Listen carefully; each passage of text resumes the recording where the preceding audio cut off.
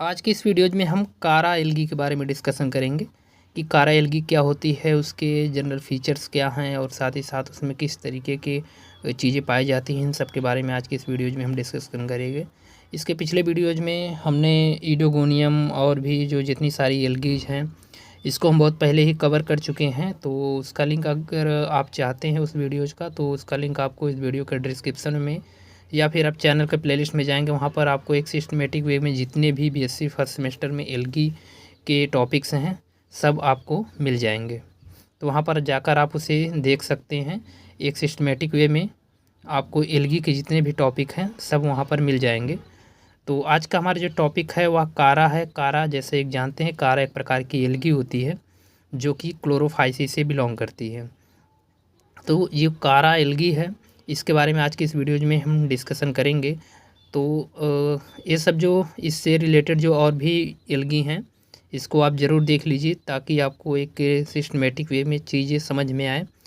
इसके जितने भी एल्गी क्या होती हैं, एल्गी के कैरेक्टर्स क्या हैं, एल्गी के जनरल फीचर्स क्या है, सबको एक सिस्टमेटिक वे में प्लेलिस्ट में मेंशन किया गया है। आप एक एक करके वीडियोज़ को देखेंगे तो आपको बहुत अच्छा समझ में आएगा। तो चलिए हम शुरू करते हैं। आज का हमारा जो टॉपिक है वह कारा है।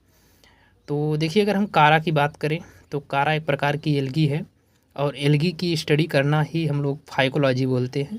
फाइकोलॉजी साइंस की वह ब्रांच है जिसमें हम लोग एल्गी के बारे में स्टडी करते हैं। तो सबसे पहले अगर हम इसके सिस्टमेटिक पोजीशन की बात कर लें तो एक क्लास क्लोरोफाइसी का एल्गी है और इसका ऑर्डर जो है वह कोरेल्स है, फैमिली जो है कोरेसी है।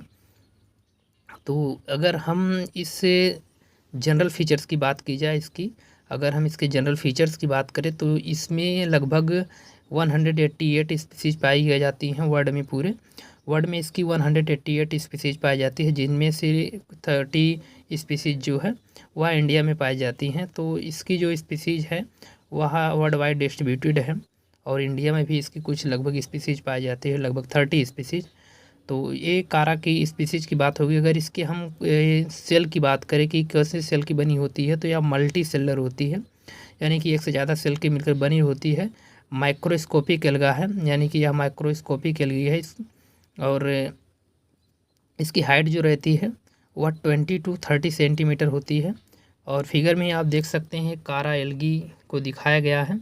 इसमें जो होता है कैल्शियम कार्बोनेट का डिपोजिशन पाया जाता है, जिससे इसको हम लोग स्टोन वर्ट के नाम से भी जानते हैं। और इसमें राइजॉइड वगैरह, नोड और इंटरनोड वगैरह सब दिखाया गया है। इसका जो रिप्रोडक्टिव ऑर्गन होता है ग्लोब्यूल और न्यूक्यूल होता है।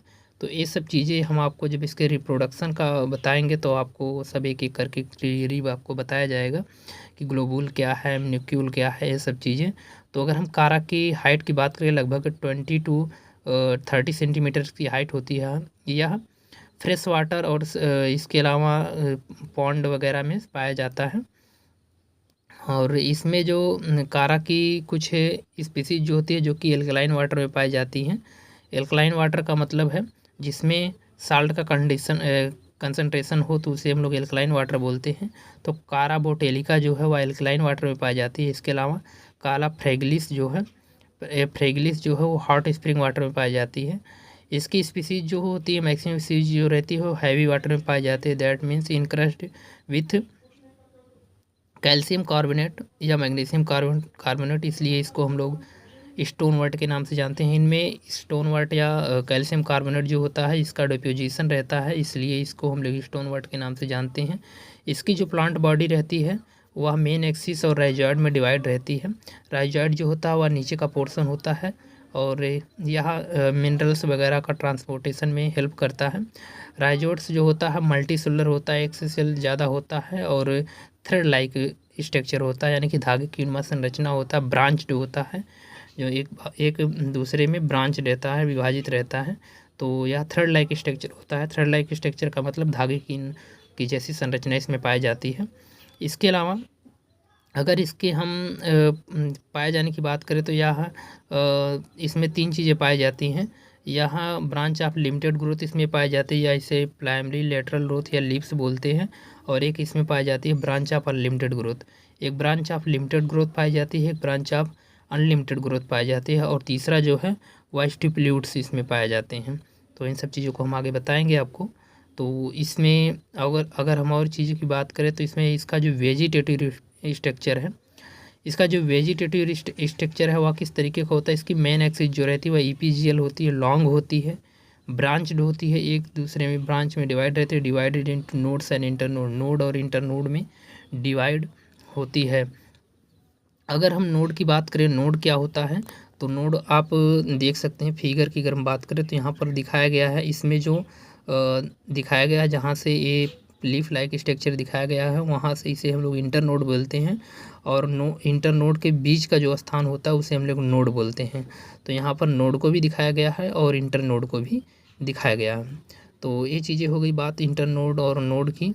इसके बाद अगर हम इसके और ये चीज़ों की बात करें तो इंटरनोड क्या होता है। इंटरनोड जो होता है वो made of two type of cell, यह दो प्रकार की सेल से मिलकर बना रहता है। एक्सियल सेल जो कि सेंट्रल या कॉर्टिकल सेल्स होती हैं, और इसमें जो हाफ कॉर्टिकल सेल रहती है वह अनवार्ड होती हैं, यानी कि एक दिशा में होती हैं।